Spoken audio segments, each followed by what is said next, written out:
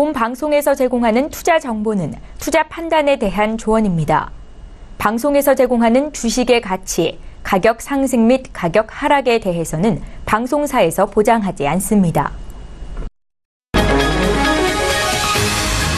이 시각 헤드라인 뉴스입니다. 한국은행 금융통합위원회는 오늘 회의를 열고 2018년도 통화신용정책 운영 방향을 결정했습니다. 한국은행은 내년에는 국내 경제의 견실한 성장세가 지속하겠지만 물가 상승 압력이 크지 않을 것으로 전망돼 통화정책의 완화 기조를 유지해 나갈 것이라고 밝혔습니다. 다만 성장과 물가의 흐름을 점검하며 그동안 저성장, 저물가에 대응해 확대해온 통화정책 완화 정도의 추가 조정 여부를 신중히 판단하겠다고 덧붙였습니다. 지난달 산업생산이 한 달 만에 증가세로 돌아섰고 소비와 투자도 크게 늘었습니다. 통계청 산업활동 동향 자료를 보면 지난달 전체 산업생산은 10월보다 1.2% 늘었습니다. 지난달 스마트폰 신제품 출시에 따라 통신기기 판매 등이 늘었고 주식 호조로 금융보험업 거래 실적이 늘어난 영향이 큰 것으로 분석됩니다. 최흥식 금융감독원장은 2000년 초반 IT 거품 때도 기업은 형태가 있었다며 나중에 비트코인은 거품이 확 빠질 것으로 내기에도 좋다고 말했습니다. 최 원장은 비트코인 문제를 어떻게 풀어가야 하는지에 대해선 각국 정부도 답이 없는 상황이라며 유럽과 중국도 우리에게 어떻게 할 것이냐고 물어보는 실정이라 덧붙였습니다. 가상화폐 거래에 대한 과세와 관련해서는 도박장에서도 소득이 나오면 과세하듯 모든 소득에 대해 과세하는 것이라며 금융당국이 제도권으로 인정하는 것이 아니라고 강조했습니다. 한미자유무역협정 FTA 1차 개정 협상이 내년 1월 5일 워싱턴 DC에서 개최됩니다. 그간 탐색전을 펼쳤던 양국은 자국의 이익을 놓고 본격적인 진검승부를 겨룰 전망으로 1차 협상에서는 양측이 원하는 우선 협상 과제들을 점검하는 자리가 될 것으로 관측됩니다. 양측은 이른 시일 내 타결을 원하고 있는 만큼 핵심 상품 및 서비스 분야 중심으로 협상을 진행할 전망입니다.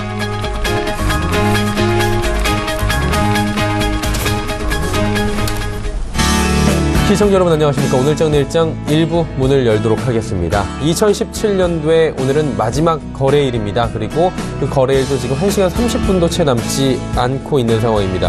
오늘 양시장 좋은 흐름 이어가고요. 장 후반에 조금 더 힘을 내고 있는 모습입니다. 거래소 쪽부터 살펴보면 가는 2017년 조금 아쉬운지 2460포인트 위로 지금 올라와서 지수 상승폭을 조금씩 더 늘리고 있는 상황입니다. 지금 2460.45포인트 보여주고 있는데 특히 연초 휴가가 기대를 하고 있는 상황입니다. 그동안 이렇다 할 오를 이유를 찾지 못하고 있었는데 연초에 대한 기대감 이야기가 나오면서 조금씩 상승 모멘텀을 가져가고 있는 상황입니다. 전체적으로도 보자면 은행, 전기가스 업종 제외하고는 전체적으로 지금 분위기가 좋습니다. 그리고 코스닥 시장을 봐야 되는데 코스닥 시장 어제 유례없는 큰 폭의 상승이 나왔습니다. 그리고 오늘도 상승 흐름 이어가고 있는데 800선에 다시 바짝 다가섰습니다. 정책의 수급 그리고 여러 가지 긍정적 모멘텀까지 여전히 강하다는 평가입니다. 그러다 보니까 전일 상승분에는 당연히 미치지 못하겠지만 오늘도 좋은 흐름 가져가고요. 내년에 대한 기대를 높여주고 있는 상황입니다. 하지만 차익 실현 매물들이 좀 나오고 있고요. 비트코인 관련주들의 널뛰기 장세가 이어지다 보니까 지수 상단을 좀 막고 있는 오늘 마지막 날입니다. 자, 말씀드린 대로 내년도에 대한 이야기 그리고 오늘 남은 장에 대한 이야기까지 알차게 준비를 해봐야 되겠죠. 오늘장 내일장과 함께 하시기 바랍니다. 본 방송에서 제공해드리는 정보는 투자 판단에 대한 조언일 뿐입니다. 해당 주식의 가치, 수익률 보장해드리지 않는다는 점 참고해 주시길 바랍니다. 코스피부터 확인해 보도록 하죠. 자, 코스피 2457포인트 조금 전에 한 2.2포인트 정도 지금 내려왔는데 0.87% 여전히 상승하고 있는 모습입니다. 20포인트 넘게 올라가고 있고요. 2460선 공방 펼치고 있는 상황입니다. 일중 흐름들 살펴보도록 하죠. 자, 일중 흐름 보시면 장 초반보다 많이 올라옵니다. 2437포인트대부터 2460포인트대까지 치고 올라왔고요.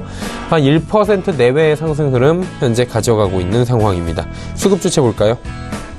수급 주체 보시면 개인은 오늘 마지막 거래일에 좀 팔고 청산하고 가는 분위기입니다. 하지만 기관 외국인 사는데요. 기관 어제 팔다가 오늘 바로 하루 만에 매수 전환했습니다. 연기금 제외하고 모든 주체가 삽니다. 외국인도 소폭이지만 225억 원 삽니다. 시가총액 상위 종목 흐름 살펴보도록 하죠. 삼성전자와 SK하이닉스 올라갑니다. 삼성전자가 2.63% 올라가면서 250만 원대 안착하는 모습 확실하게 보여주고요. 현대차, 운송장비 업종이 오늘 조금 힘든데 현대차와 포스코가 1%대에 각각 낙폭이 기록됩니다. 다음 보도록 하죠. LG화학이 40만 원대 다시 회복을 하면서 올 한 해 마감하는 분위기고 네이버, KB금융, 현대모비스, 삼성생명은 보합 혹은 2%대까지 낙폭이 지금 기록이 됩니다. 11위부터 15위까지도 살펴보도록 하죠. 삼성바이오로직스 어제도 큰 폭의 상승이 나왔는데 오늘도 상승하면서 37만 원대 회복하고요. 한국전력 오늘도 하락합니다. 삼성물산, SK텔레콤, 강보합, 신한지주는 1.21% 빠집니다. 이번엔 코스닥 시장 보도록 하죠. 자, 코스닥 시장 보시면 795포인트대까지 올라갑니다. 0.41% 상승하면서 다시 상승 동력 가져가는 모습입니다. 일중 흐름들 체크해 보도록 하죠. 자, 일중 흐름 보시면 800포인트 근접해서까지 올라갔습니다. 오늘 790포인트 위에서 종일 움직이고 있는 상황이고요. 일단 장중 흐름 굉장히 좋은 모습 보여주고 있습니다. 자, 다음 살펴보도록 하죠. 수급주체 보시면 개인만이 삽니다. 개인이 오히려 코스닥 시장에서는 강하게 매수가 들어오고 기관 외국인은 살짝 정리하는 모습 보입니다. 시가총액 상위 종목들 흐름 살펴보도록 하겠습니다. 시총 상위주들 같은 경우에는 전체적으로 오름세인데요. 특히나 셀트리온, 헬스케어, 신라젠, CJNM 모두 상승합니다. 그리고 티슈즌이 오늘도 6%가 넘게 급등하면서 시총 5위로 올라왔고 5만 원대도 가볍게 회복하는 모습입니다. 6위부터 10위까지도 살펴보도록 하죠. 펄어비스, 로엔, 메디톡스 모두 소폭씩 하락하고 바이로메드가 1.56% 상승, 슈젤이 2.79% 빠지고 있습니다. 11위부터 15위도 살펴보도록 하죠. 포스코캠텍이 이제 4만 원대까지 돌파를 하고 있습니다. 지금 터치하고 있고요. 코미팜도 상승 흐름, 셀트리온 제약, 파라다이스는 소폭씩 빠지고 SK머티리얼즈가 강보합권에서 움직입니다. 원달러 환율 살펴보도록 하죠. 원달러 환율은 오늘 연중 저점 다시 기록합니다. 1072원대까지 지금 빠지면서 2원 10전 하락하는 모습 보여집니다. 국내 양증시 흐름 여기까지 지켜보도록 하죠.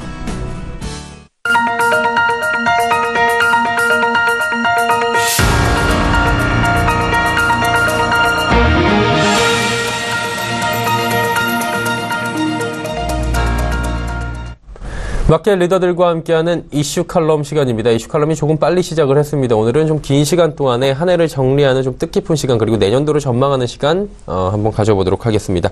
GFM 투자연구소 이진우 소장과 함께합니다. 소장 안녕하세요. 네, 안녕하세요. 네. 머리도 깔끔하게 자르시고 예, 네. 연말 저희를 위해서 또 이렇게 나와주시고 긴 시간 할애해 주시고 고맙습니다. 기대가 많이 됩니다. 네. 하나하나 여쭤보면서 이제 저희 정리를 네. 하나 이제 해봐야 될 것 같은데 일단 미국부터 한번 여쭤보도록 하겠습니다. 미증시에 대해서 사실 작년 이맘때쯤에 여러 가지 갑론을박이 있었던 걸로 알고 있어요. 네. 많이 올랐었잖아요. 작년 이맘때 많이 봐도. 올랐죠. 근데도 네. 또 오르면서 이번에 신기록들을 많이 경신을 했는데 네. 어때요? 세제 개편안까지 호재로 지금 작용을 할 것 같은데 내년도는 어떻게 보십니까? 많이 올랐다는 측면도 있잖아요. 그렇죠. 세제 개편안이 통과되자마자 예. 그야말로 트럼프 대통령이 계속해서 우리 옛날 나무 했을 때는 그 장작이요.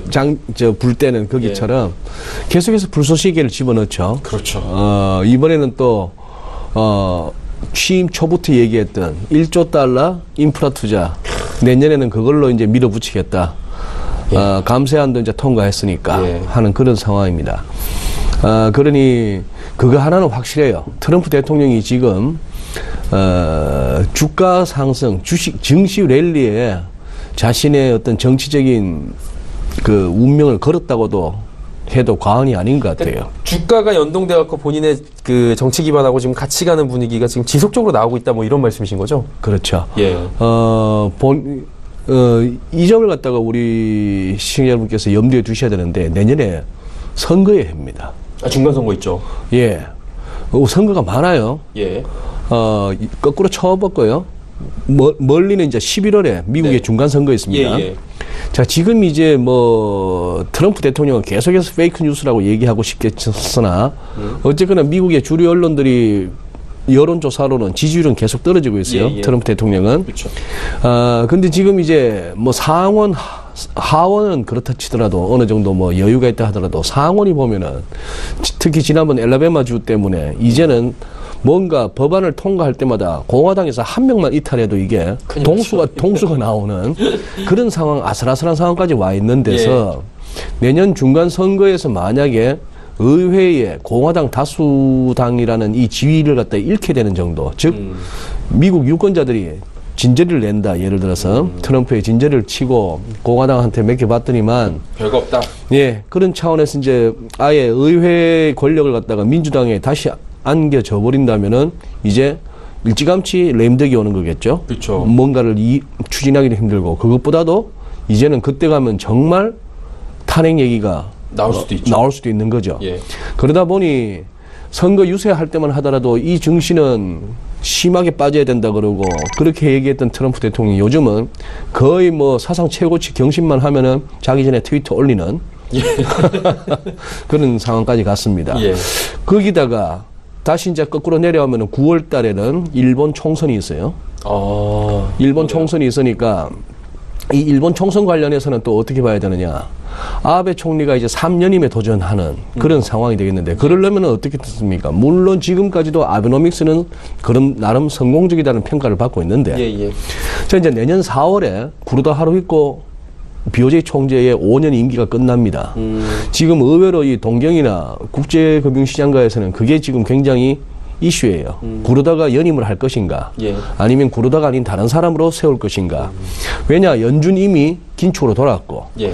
ECB도 말은 뭐 테이퍼링이 아니고 다운사이즈네 어쩌네 뭐 언제든지 다시 QE를 다시 확대할 수 있네 이런 소리를 하지만 누가 봐도 어쨌거나 ECB도 천천히는 가겠으나 출구 쪽으로 벌써 발을 돌렸고 금리 정상화로. 예. 그러다 보니까 뭐 영란은행이나 다른 데도 마찬가지인데 이제 남은 거는 BOJ인데 그러면 BOJ가 아베 총리 입장에서 어쨌거나 9월 총선 때까지는 계속해서 니케이 좀 끌어올리고 지금 이 좋은 분위기를 갖고 가려고 한다면은 구로다를 연임을 시키든 구로다 후임으로 누구를 정하든 지금 무슨 뭐 그 자리를 노리는 사람은 많아요. 네. 혼다 S로 지금 스위스 대사 같은 사람도 이해가 되겠습니다만 예.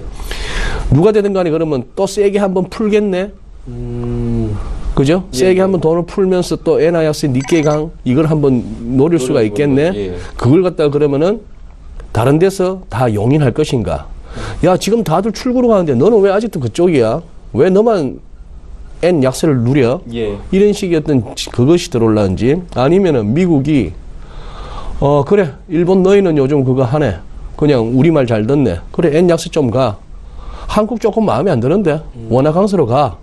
이런 식의 그것도 가능한 거고 이제 또 6월로 오면 우리 그거죠.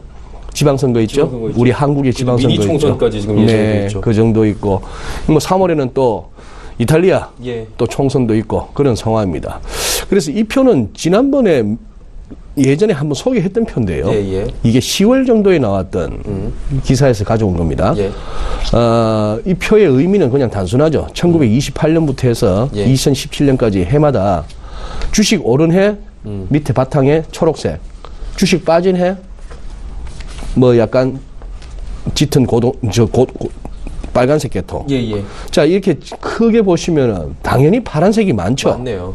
그게 뭐 현실이고 예. 주식은 오르고 단지 이제 빠질 때 보면 예를 들어서 29년부터 32년 이때 대공황 때 예. 뭐 31년에 한 해 43% 빠지고 그 다음에 2000년 닷컴 버블 무너질 때 2002년에 한 해 22% 빠지던 해 2008년 금융위기 때 37% 빠지던 해 이거 지금 S&P 500 기준입니다. 예. 자 이런 식으로 있긴 있었으나 어쨌거나 그런 맞네요. 우여곡절을 겪으면서 쭉 올라왔죠.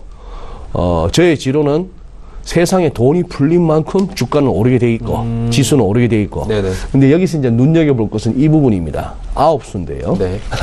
1991년부터 99년까지 9년을 올랐습니다. 그러네요. 9년 연속 오르고 나서 2000년부터 2002년까지 그때 닷컴 버블 붕괴를 맞아서 좀 고생했죠. 예. 자, 그리고 나서 2008년 금융위기 때 한번 급락이 와르르 무너진 다음에 2009년부터 금년까지 지금 쭉 왔네요. 쭉 올랐습니다. 예. 자, 그렇다면 이제 내년에도 오른다. 즉, 지금 봐서, 이제 증권가의 이코노미스트들, 애널리스트들 같은 경우는 역시 펀더멘털로 접근하죠. 예. 실적이 내년에도 좋을 것이다. 뭐, 유로존의 경기가 살아난다. 뭐 등등 해서 미국의 또 재정 확대책, 그리고 인프라 투자, 이런 것들이 또 감세안으로 인해서 당연히 멀티플이 올라가야 된다. 예. 뭐 이런 식의 등등의 논리가 제공되고 있습니다. 네. 그러나 이제 저 같은 경우는 방금 아까 선거 얘기로 끄집어냈던 거는 일본, 우리나라, 뭐 미국, 유럽 쪽에 이탈리아 할 것 없이 다 주가가 올라줘야 되는 해예요. 예. 그죠? 그쵸. 그러니까 지금 우리만 하더라도 당장 나오는 얘기가 뭐죠? 코스닥 활성화 대책 가운데 연기금이 그러면은 지금 한 2% 정도 비중밖에 안 되는 코스닥을 한 10%로 늘리느냐? 예. 확정됐나요? 그냥 썰이죠, 아직까지는. 아직까지는 예. 아니고 뭐 어떤 시장의 기대이기도 하고 금융위에서는 계속 그런 어떤 가능성을 흘리고 있고 하는 정도인데 그거 현실화 된다면은 올라야죠, 당연히. 많이 오르겠죠. 많이 오르겠죠. 네, 그런 식이니까 내년은 뭐 현재 시장의 컨센서스는 그거죠. 내년에도 우리가 금년에 봤던 것처럼 달러 약세는 좀 더 이어지고 네. 원화 강세도 완만 하나만 좀 더 이어지고 주식은 계속해서 또 고점을 높여 나갈 것이다. 이 컨센서스인데요. 그러니 만약에 내년에도 진짜 미국도 오른다. 덩달아서 미국은 그러면 역사상 처음으로 10년 연속 오르는 해가 될 수도 있는 것이다. 뭐 이런 식의 어떤 그게 되는 거죠. 그러다가 지금 오늘 같은 경우는 그거죠, 뭐. 소위 말하는 오늘 라페일 아닙니까? 그렇죠. 바짝 당겨야죠. 바짝 당겨야 되는 날인데 외국인은 오후 들었어도 계속 순매도 기조 아닙니까? 뭐 지금 코스피 예. 쪽에서는 좀 사고 있고요. 그래도 소규모로 코스닥 쪽에서는 지금 팔고 있습니다. 코스닥 쪽에는 팔고 있습니다. 예. 지수선물도 사고 있나요? 예, 선물도 지금 순매수 쪽으로 조금 오고 외국인들이 있네요. 예. 네, 뭐 그런 식으로 해서 지금 이런 흐름이라면은 뭐 내년 전체적으로 보기는 어렵다 하더라도 이 분위기를 2017년의 분위기를 그대로 가져가자 뭐 이런 생각. 그리고 아까 바이오주도 이렇게 쭉 시황에서 소개하셨습니다만 제법들 오르는 거는 차트상으로 오를 만한 레벨이 왔어요. 충분히 많이 조정을 받았고 그런 차원에서 그렇다면은 지금쯤은 내년을 보고 한번 갖고 가는. 지금 뭐 환율이 좀 걱정됩니다만 당국이 지금 적어도 1,070원은 맞겠다고 지금 계속해서 얘기를 하는. 연말 환율을 갖다가 그래도 연말 종가를 1,070원 위에서 하려는 노력이 보이는 상황이죠. 보이는 상황인데 뭐 이러다가 해바뀌자마자 툭 또 한 1, 20원 빠질 수도 있으니까 지금 팔고 싶은 사람들은 다 팔고 가려는 그 마음 뭐 다 충분히 뭐 이해가 되는 그런 흐름입니다. 어쨌든 간에 이제 해가 바뀌는 것에 대한 의미 부여를 조금 이제 하시는 분들이 계시잖아요. 네, 그렇죠. 그래서 깨끗하게 정리하고 뭐 새술은 새부대에 담는다 뭐 이런 얘기가 있는데 그런 분위기가 조금은 감지가 되는 것 같습니다. 통화정책 얘기해 주셨는데 잠깐만 더 여쭤볼게요. 일단은 뭐 미국 같은 경우에 점도표상으로 내년에 어느 정도 인상이 예고가 되어 있는 상황인데 뭐 ECB도 아까 말씀해 주신 대로 이게 테이퍼링인지 뭔지 모르겠지만 조금의 이제 기조를 좀 따라가고요. 일본이 문제거든요. 일본이 문제죠. 구로다 그 총재 같은 경우에는 이번에 그저께인가요? 이야기를 나누는데 지금의 기조 유지하겠다. 이거 한간에서는 아무 일도 안 하겠다는 거냐라는 얘기까지 지금 나올 정도인데 어떻게 되겠습니까? 그리고 우리나라는 지금 한은 같은 경우에 내년도에 통화정책 완화 기조 유지하고 금리 인상 여부는 좀 신중히 한다라고 오늘 정책 기조가 나왔거든요. 조금 전에. 한은에서? 예, 한은에서 지금 조금 전에 나왔습니다. 이게 어떻게 봐야 될까요? 이게 굉장히 다 달라요. 조금씩. 결국 한은 그때 지난 11월 30일 날 금리 올리고 나서 채 일주일도 안 됐어. KDI. 한국개발연구원에서 나왔던 그 리포터. KDI 리포터는 우리가 이제 언론에서도 주목하고 하는 이유는 그것이 소위 말하는 국책 연구기관이다 보니까 어떤 정부의 의중이 좀 담겨 있다. 이렇게들 우리가 해석하죠. 그때 KDI 리포터는 그랬습니다. 한국은행의 금리 인상은 좀 일렀다. 그리고 어쨌거나 완화 정책을 유지하는 것이 바람직하다. 이런 흐름이었죠. 그렇게 된다면은 결국 KDI나 뭐 우리 정부 쪽에서도 어느 정도 한국과 미국 사이에 금리 역전 가능성도 염두에 두고 간다고 볼 수 있는 거죠. 지금 연준이 하는 걸로 봐서는 글쎄 모르겠습니다. 이제 2월 말에 제롬 파월 차기 연준 의장 지명자가 이제 정식으로 연준 의장에 오르고 그리고 옐런 의장 완전히 퇴직하고 그리고 나서 이제 3월 FOMC 정도에서 처음으로 제롬 파월이 뭐 기자회견 형식으로 이제 그렇게 나서게 되겠습니다만 이렇게 된다면은 내년에 금리 역전을 갖다 염두에 둬야 될 것 같아요. 한국하고 미국은 한국과 미국은 금리 역전을 염두에 둬야 될 것 같고 지금 이제 일본 얘기는 조금 이따 하기로 하고 그것과 관련해서 꼭 드리고 싶은 말씀은 한미 금리 역전 예전에 우리 2000년 무렵에도 한번 있었고 2004년에서 한 5, 6년까지도 있었는데 두 번 다 주식 오르고 뭐 다 좋았다. 이 얘기를 갖다가 이제 우리가 자주 듣게 됩니다. 자주 듣게 되는데 제가 죄송하네요. 오늘 급하게 오면서 그 눈으로 딱 볼 수 있는 그 차트를 제시를 못 해드립니다만 이제 제가 드리는 말씀은 뭐 2000년대 거는 그렇다 치더라도 가장 최근에 있었던 그때 2004년 이후 그때는 사실 보면은 왜 금리가 미국 금리가 우리보다 더 높은 와중에도 환율은 원화는 강하고 예. 주식은 계속 올랐느냐? 그때는 특별한 상황이었다는 것이죠. 그때는 증시는 펀드 열풍이었어요. 아, 그렇죠. 예. 그래서 사실상 따져보면은 금리 역전 기간에 외국인들은 한 80조 가까이 팔았습니다. 한 80조 가까이 팔았는데 그 와중에도 계속 주식이 올랐던 이유는 누적으로 했을 때 그거는 결국 우리 국내 자금의 펀드 자금의 힘이었죠. 그때 펀드 진짜 안 사면 바보였죠. 예. 뭐 그런 분위기였고 그 와중에 뭐 환율은 또 왜 그렇게 빠졌느냐. 그때는 글로벌 달러가 약세이기도 했습니다만 그 무렵에는 우리 중공업체들의 수주가 워낙 많았고 그래서 2년치 3년치 미리 땡겨서 다 팔았던 이런 것들 그런 것들이기 때문에 우리가 과거 경험만 가지고 금리 역전 겁낼 거 없어. 금리 역전 미국 금리가 더 높은데도 불구하고 우리 주식도 오르고 우리 원화는 더 세죠. 과거의 경험상. 과거에 그랬던 거는 좀 그러한 특수한 상황이었다 하는 거. 예. 이번에도 똑같을 것이다라고는 볼 수 없다는 것이고. 이제 일본 같은 경우는 모르겠어요. 일본 같은 경우는 아까 구로다 총재가 말했다는 그거. 예. 그게 이제 지난주에 있었던 통화정책 회의 때 그쵸, 했던 예. 얘기인데, 그때는 이제 공식적인 통화정책 회의다 보니까 뭐 완화 기조 유지하겠다, 정책에 큰 변화 안 두겠다 했습니다만, 사실은 그 이전에, 구로다 총재하고 히로시 부총재일 거예요. 예. 그 두 사람이 BOJ 수뇌부가 계속 하는 얘기가, 이렇게 금리가 기준금리가, 정책금리가 너무 낮으니까, 은행들의 수익성이 너무 안 좋다. 뭐 우리가 이해되는 거죠. 그쵸. 어느 정도 예대 마진이라는 게 있어야 돼.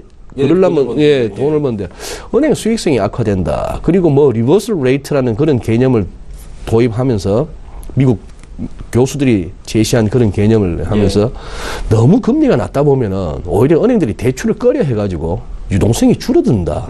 이런 얘기를 하면서 그러다가 점점 출구 쪽으로 약간 향하네. 하는 느낌을 주는 발언을 했습니다. 그렇게 했던 거는 아까 말씀드린 혼다이스로 같은 사람, 뭐 아니면은 BOJ 정책위원 가운데 굉장히 비둘기파적인 위원 한 명이 있어요. 그런 사람들이 지금보다 더 세게 해야 된다. 오히려. 혼다이스로 같은 경우는 헬리콥터 머니 해야 된다. 뭐 이런 식으로까지 나오니까 그건 아니다 쪽에 얘기를 하면서 이제 BOJ를 갖다 이렇게 워치하는 사람들 입에서 BOJ가 좀態度가 변하려나 했습니다만 지금 BOJ 공식 통화정책 회의에서는 그 정도밖에 얘기 못하는 거 이해해줘야죠. 자기 거취도 불분명한데 여기서 뭔가 자기 소신을 얘기하기에는 말 잘못했다가는 달러엔 훅 꺾이고 니께도 훅 빠질 수가 있으니까 그렇죠. 지금은 그냥 다독거리고 계속 갈 수밖에 없는 상황입니다. 기축통화에 준하는 엔화이기 때문에 또 그렇죠. 함부로 이야기를 할 수 없는 측면도 분명히 있는 것 같은데 일본 쪽도 저희가 무시를 못하는 것 같습니다. 사실 일본 정권을 뭐 유지시키는 데 있어서 지금 그 아베 정권을 유지시키는 데 있어서 한몫한 게 북한이다라는 얘기들은 올해 많이 나오잖아요. 북한 나오죠. 리스크가 있었기 때문에 아베 정권의 지지율이 올라갔다. 굉장히 아이러니한 상황이고 이건 좋은 얘기는 아닌 건데 어쨌든 지금 좀 조용해요. 북한 같은 경우에는 유엔 안보리 제재가 나왔는데도 그냥 강력 반발만 나오는 수준이고 지난번에 ICBM 성공했다라고 했는데 미국은 성공이 아니다고 하니까 지금 벼랑 끝에 몰려있는 상황이고 여러 가지로 정치적으로 볼 때 김정은 같은 경우에 지금 쉽지 않은 상황인 것 같은데 어때요? 내년에는 조금 또 북한이 움직일까요? 그리고 움직이게 되면 시장이 크게 안 움직이더라고요, 요즘에는. 어떻게 봐야 돼요, 북한은? 네. 북한이 움직여가지고 시장이 움직일 것으로는 보지 않습니다. 저 또한. 그거는 뭐 우리가 매번 현실적으로 닥쳤을 때 소위 말하는 북핵 리스크, 뭐 지정학적 리스크 한반도에서 고조될 때마다 우리 시장 크게 영향받지 않는 거 우리가 봤고요. 오히려 미국이 움직일까 봐 걱정됩니다. 미국이 이제 뭐 유튜브 같은 데는 뭐 별의별 흉흉한 뭐 내용들도 막 돌아다니고 있죠. 보면 금방 전쟁 날 것 같아요. 이제 그런 상황인데 그게 더 이상의 도발을 하지 않아줘야 되는데, 저기도 이제 도저히 이제 종잡을 수 없는 상황이니까, 집단이니까. 양대 산맥이잖아요. 그 어느 나라 대통령이랑. 그렇죠. 그런 상황이고, 모르겠어요. 일본에서는 은근히 바라고 있을지도, 바라고 있을지도 모르겠습니다만, 어쨌거나 한 가지, 북한 관련해서는 뭐라고 이렇게 쉽게 단정 짓기가 어려운 국면입니다. 그러나 한 가지 뭐 분명한 거는 학습 효과는 있다는 거죠. 학습 효과는 있다는 것이죠. 네, 맞아요. 네. 사실 뭐 북한에 대해서 소장님이 내일 모레 쏠 겁니다라고 한다면 소장님은 진짜 예언자로 나셔야 됩니다. 네. 이제 환율 여쭤보면서 좀 정리를 한번 해보면 좋을 것 같은데 글로벌 이슈들 쭉 정리를 해봤고요. 네. 제일 중요한 건 환율입니다. 지금 1070원대까지 말씀을 해주신 사이에 내려왔어요. 네. 근데 지금 강하게 1070원은 당국에서 지지를 하고 있는 상황이거든요. 네. 지금은 1070원인데 내년도가 문제잖아요. 그렇죠. 특히 수출 기업들이 지금 볼멘 소리가 분명히 나오고 있는 상황인데 네. 어느 정도까지 지금 위아래를 봐야 되는지 참 어렵네요. 예. 일단 뭐 상대적인 차원이죠. 예. 우선 이거 한번 보시죠. 참 이 그래픽 먼저 한번 보시죠. 예. 이거는 경상수지하고 예. 지금 보시면은 여기서 약간 옅은 파란색이 경상수지입니다. 예. 그리고 좀 짙은 청색이 그 해에 그때 외국인 투자예요. 외국인 증권 투자. 자, 가운데 0을 기준으로 해서 적자 내지는 흑자고, 예. 그 다음에 외국인 같은 경우에 위쪽으로 가면은 순매수 한때고 순매도 한때 아닙니까? 그렇죠. 자, 그런 흐름에서 여기서 보시면 일단 경상수지 흐름은 무조건 크죠. 흑자. 여기서 이제 중요한 거는 외국인들이 사느냐 파느냐입니다. 사느냐 파느냐가 이제 중요한 그런 흐름입니다. 예. 자, 여기서 한 가지 분명하게 말씀드리고 싶은 거는 외국인이 팔 때는 환율 오릅니다. 그렇네요. 예. 외국인이 팔 때는 환율 올라요. 그러나 이제 외국인이 사기 시작하면 또 오르던 환율이 빠지고. 자, 그런 흐름은 분명합니다. 예. 그래서 제가 경상수지보다는 외국인 투자가 더 중요하다라고 이렇게 늘 말씀을 드려왔고, 예. 왜 경상수지가 그렇게 경상수지 흑자만 봐서는 환율이 뚝뚝 떨어질 것 같은데 잘 안 떨어지느냐 하는 거는 이거죠. 경상수지 흑자만으로는 이제 환율 하락의 한계인 것은 우리나라 해외 투자가 굉장히 많아요. 예. 지금 보시면 지금 이제 잔액 기준으로 2243억 달러 지난 3분기 말로 예. 그런 상황입니다. 그런데 분기에 한 135억 달러 증가하니까 거의 어떻게 보시면 요즘 어디 해외 투자하면서 환해지도 별로 안 하는 분위기예요. 네네. 그러다 보니까 여기서 이제 뭐 그냥 단순하게 하자면은 거의 경상수지에는 못 미치지만 경상수지에 버금가는 규모가 해외 투자로 나가다 보니까 의외로 수급이 균형을 갖추는 거예요. 들어오는 달러만큼 나가니까. 그러다 보니까 결국 단기적으로 우리 환율에 영향을 주는 거는 주가란 말입니다. 주식이란 말입니다. 주식 중에서도 외국인이 사느냐 파느냐 그런 상황이고, 이제 뭐 1997년이나 2008년, 2009년 같은 환율은 기대하기 힘듭니다. 왜? 네. 너무 많아요. 외환 보유도 많고 거주자 외화예금도 많고 800억 달러가 넘었잖아요. 예. 그런 상황인데, 자, 이 그림도 마찬가지예요. 이 붉은색의 달러원 환율하고 예. 이 검은색의 달러 인덱스 보시면은 결국 이 말씀도 자주 드렸지 않습니까? 우리 뭐뭐 해도 글로벌 달러 시세하고 같이 간다. 단 이때 한 7월부터 한 10월 초까지 달러가 이렇게 약세를 보이는데 우리가 안 빠졌던 거는 그때 한참 북한 때문에 신경 쓰였을 때죠. 뒤늦게 이제 막 달러 인덱스가 오르는 와중에도 이제 10월 연휴 쐬고 와서 별일 없다 싶으니까 막 밀리고 있고, 그리고 이렇게 보시면 올 한 해 어젯밤으로 올 한 해 이 빨간색은 이제 모든 통화들이 유로, 엔, 원화 할 것 없이 달러 대비 이만큼 절상됐다는 의미입니다. 올 한 해 유로가 제일 컸고 우리 원화가 두 번째예요. 그럼 2014년 하반기 달러 강세가 막 시작됐던 이후로 올 한 해 달러가 많이 밀렸습니다만 2014년 이후에 워낙 달러 강이 컸기 때문에 2014년 하반기 7월부터 따지면은 사실상 모든 통화가 달러 대비 약세입니다. 그럼에도 불구하고 우리 원화는 제일 강해요. 상대적으로. 그런 상황이고, 그러다 보니까 이제 엔원이 오는 겁니다. 엔원 오면은 지금 이제 950원 더 깨졌거든요. 950원 더 깨졌는데, 자, 이때가 우리 노무현 정부 말년에 그때 750원 근처 가던 때. 100엔당 750원. 그러다가 이게 뭐 1600원도 갔으니까 이때 엔한테 줄 쓰다가 전부 고생했을 때죠. 그리고 이때 또 우리 업체들이, 즉 일본하고 경쟁하는 업체들이 이때 굉장히 힘들었습니다. 이 무렵. 문제는 속도예요. 너무 급한 거. 자, 지금 이제 단적으로 봤을 때 한 890원, 900원 어라운드. 그리고 여기 750원. 예. 옛날 절대 레벨 대비 아직 950 같으면 여유 있네.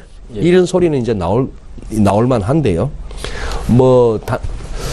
다음 또 기회가 있을 테니까 말씀드리겠습니다만 제 느낌은 그러네요. 해 바뀌자마자 애는 한 번 더 한 단계 더 내려가야 될 것 같습니다. 한 단계 더 내려가면서 적어도 이때 봤던 한 900 내지 890까지는 가야 되는 그런 상황이 되는데, 그래서 얼추 계산기를 두드려 보니까 의외로 연초에 달러에는 뭐 한 위로 115나 116 예. 가는, 지금 113엔대인데 113.32. 예, 그 정도인데 115나 116으로 가는 달러엔 위로 가는 엔화 약세 해바뀌면서 우리는 좀 오히려 1030원, 1040원 근처 쪽으로 가는 추가적인 원화 강세, 엔은 더 추가 하락. 그러면서 신문에서 거의 아침 저녁으로 수출기업 얘기 나오고 이러다간 우리 다 죽는다 소리가 나와야 끝날 것 같습니다. 와, 연초에 참 쉽지 않을 것 같은데 시간이 조금 오버가 됐는데 짧게 하나만 좀 여쭤보고 끝낼게요. 어차피 연말이어갖고 내년 네. 여쭤보려고 왔으니까 내년 1년을 또 다는 건 무의미할 것 같고, 내년 뭐 1, 4분기 정도에 코스닥 시장 지금 굉장히 좋잖아요. 네. 코스피 시장도 조금 오름세고. 근데 긍정적으로 보십니까? 그래도 좀 시장은? 예, 뭐 산타랠리는 좀 비실비실했습니다만 네. 1월 효과라고 할 만한 장은 나올 것 같은 분위기입니다. 뭐 지금 이런 상황이고, 단지 외국인들이 변심하지 않는다면. 예. 그리고 하나, 미국 장은 모르겠어요. 예. 요새 뭐 애플이 지금 약간 곤혹을 치르고 있는데, 그렇죠.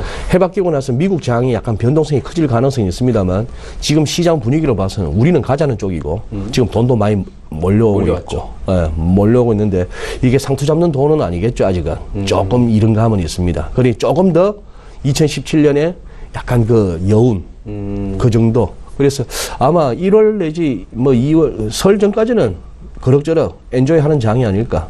그러다 비트코인 푹 꺼진다 하면 같이 조심해야 될 것 같습니다. 예. 뭔가 그거는 심리가 꺾였다는 얘기니까. 그렇죠. 네. 예. 변수가 이제 여러 가지가 있습니다. 미국의 변동성, 그리고 이 가상화폐 관련해서의 그 투심들, 이런 것들을 한번 내년 초에 지켜보면서 아직까지는 조금 더 즐겨봐도 되겠다라고 조심스럽게 전망을 해 주셨습니다. GFM 투자연구소 이진우 소장과 함께 했고요. 올해 한 해 감사했습니다. 내년에도 잘 부탁드립니다. 고맙습니다. 감사합니다. 자, 오늘 장내 일장 1부 함께 하셨고요. 2부 예고해드리도록 하겠습니다. 오늘도 라이브 매매타임 시간이 준비가 되어 있습니다. 한 해를 마감하는 라이브 매매타임이 될 것 같은데요. 자, 100원의 정보 이용료 부과되는 샵 0082번을 통해서 오늘도 종목 상담 보내주시길 바랍니다. 두 분의 전문가와 함께합니다. 메리츠 종금증권 여의도금융센터 권홍섭 연구원, 하나금융투자 클럽원 금융센터 김상진 팀장과 돌아오겠습니다. 2부에서 뵙겠습니다. 고맙습니다.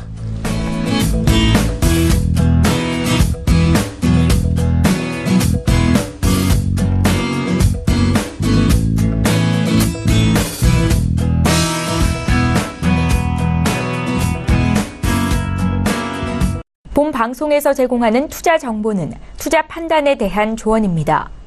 방송에서 제공하는 주식의 가치, 가격 상승 및 가격 하락에 대해서는 방송사에서 보장하지 않습니다.